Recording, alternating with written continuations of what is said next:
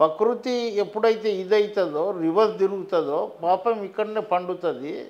ఎందుకు ఆమె ఇది చేస్తుందంటే ఇక్కడ తెలంగాణ నేను ఒక కొత్త పార్టీ పెడతా, నేను ఇప్పుడు సామాజిక న్యాయం జరుగుతలేదు, మా తండ్రి మొన్న మీటింగ్ పెట్టిండు, ఉద్యమకారులను మాట్లాడి ఇవ్వలేదు.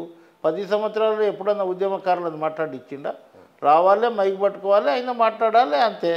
మళ్ళీ 10 సంవత్సరాలు వీళ్ళు దంచుకో దోచుకో జేబు నింపుకో అన్నప్పుడు కవితకు రాలే. అప్పుడు ముట్టినాయి, అంత బాగున్నారు. ఏం లేని వాళ్ళకు మంచి మంచి బంగ్లాలు వచ్చినాయి, విల్లాలు వచ్చినాయి, కొన్ని లక్షల కోట్ల రూపాయలు పీడీలు తినేంతవరకు ఆయన కేసీఆర్ సంపాదించిండు. ఇప్పుడు ఆ కొట్లాట మొదలైంది.